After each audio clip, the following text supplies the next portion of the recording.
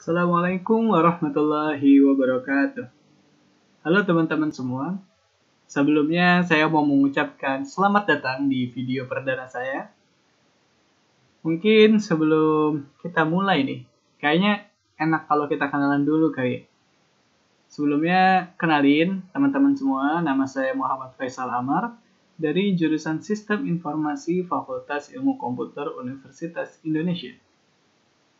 Dan seperti yang ada di thumbnail, pada hari ini saya akan mencoba menjelaskan atau mungkin lebih tepatnya memperkenalkan tentang UDU. Jadi buat teman-teman yang belum tahu, jadi UDU ini merupakan sebuah ERP atau kepanjangannya adalah Enterprise Resource Planning. Apa itu ERP?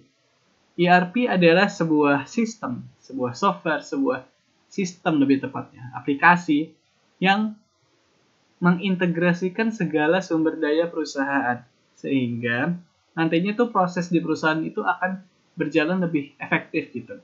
Jadi kan kadang kalau di perusahaan itu kalau misalkan perusahaan yang besar itu divisinya itu banyak banget gitu.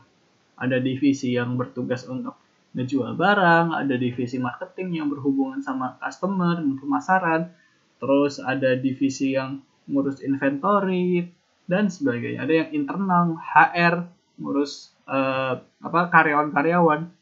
Nah, berbagai divisi-divisi tersebut umumnya memiliki sistem yang berbeda-beda gitu.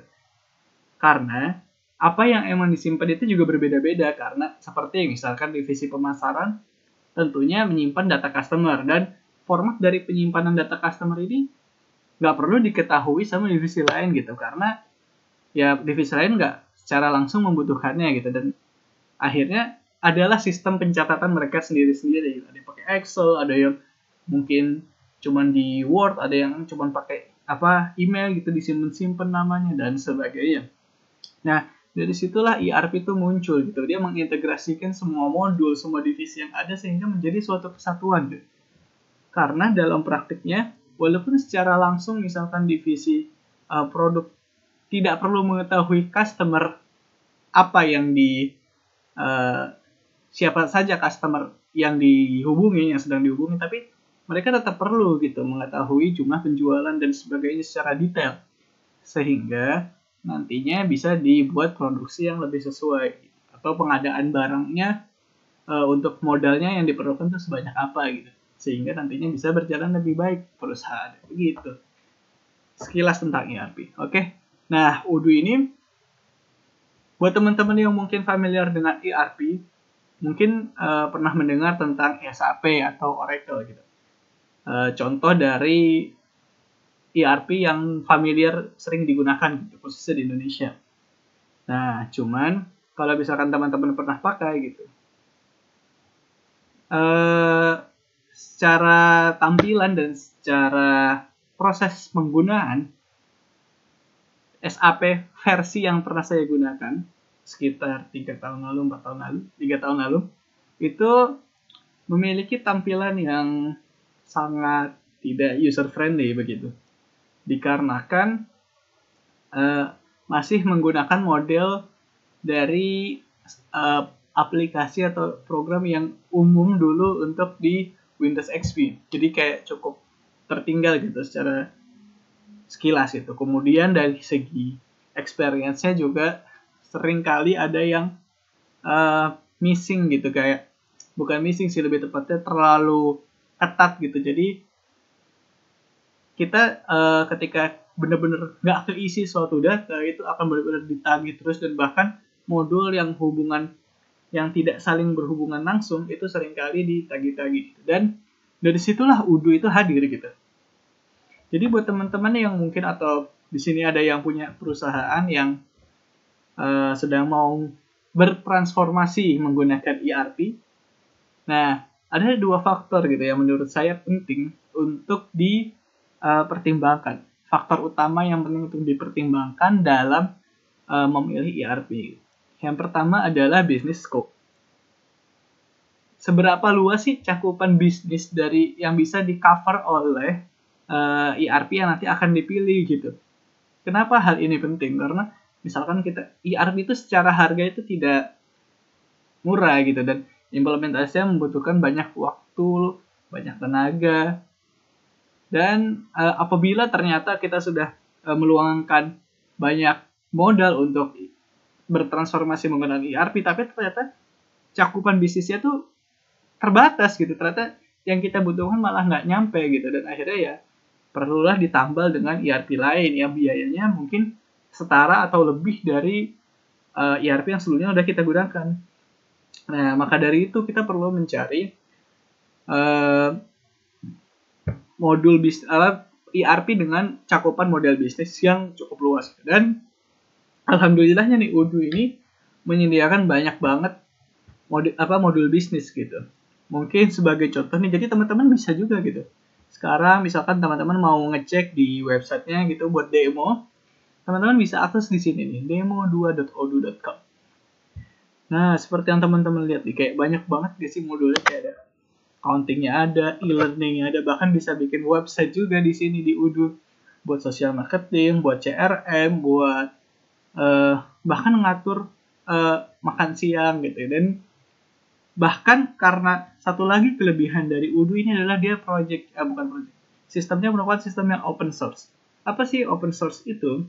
Jadi open source itu ketika kita melakukan beli gitu, ketika subscribe, ketika kita menggunakan versi yang itu kita diberikan source code-nya. Ini merupakan nilai tambah yang cukup penting gitu, yang tidak diberikan oleh ERP lain gitu. Kenapa hal ini penting? Karena ketika kita diberikan kodenya, ketika kita diberikan programnya, itu kita diberikan kemudahan untuk kustomisasi gitu.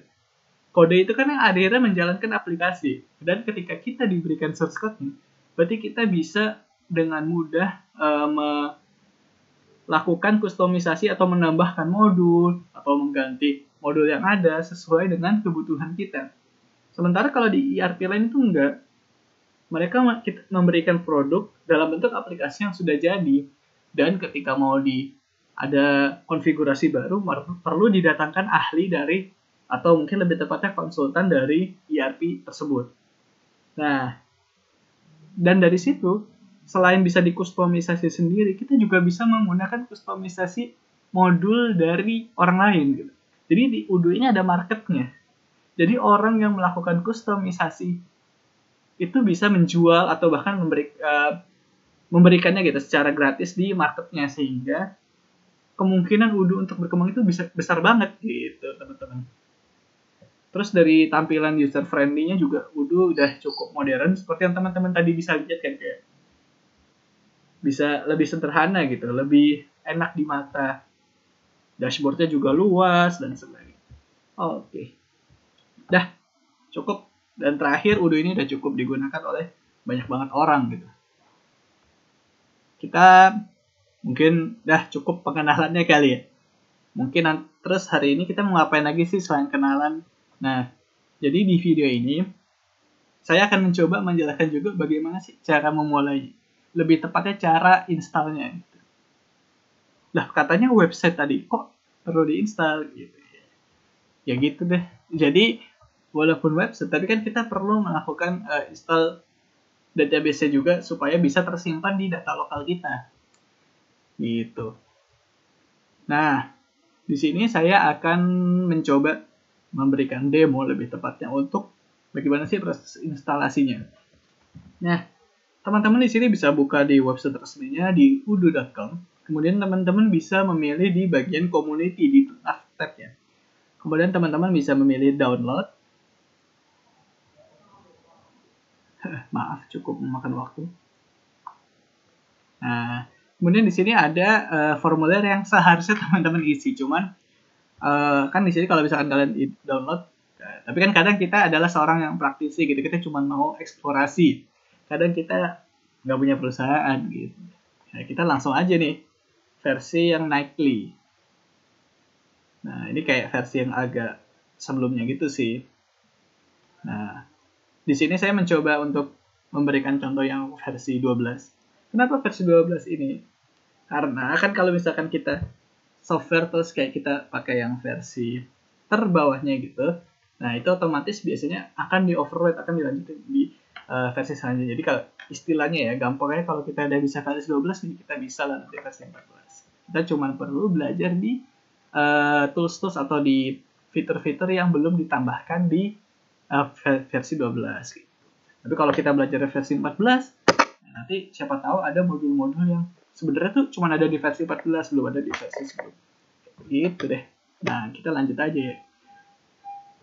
Nah, kebetulan di sini Udo itu juga kelebihannya dalam multi platform. Misalkan teman-teman pakai Linux, itu bisa di install di Debian-nya. Bahkan bisa juga pakai Docker gitu kalau teman-teman cukup familiar dengan Docker. Itu juga cukup enak sih. Cuman di sini kan kita ceritanya pemula gitu. Kita pemula. Jadi kita kalau misalkan pakai Windows, kita downloadnya yang XC aja gitu. Yang tinggal next aja kalau kayak kita install aplikasi biasa. Oke. Nah, kita pilih versi yang paling baru dong pastinya, yang hari ini. Nah, sebenarnya ya aslinya ini download, cuman kebetulan saya udah download sebelumnya supaya lebih mempersingkat waktu gitu. Kemudian di sini saya akan langsung aja buka gitu ya, downloadannya. Oke. Authorization sebentar. Nah, kita masuk ke setup installnya. Jadi, kita coba cek rekaman.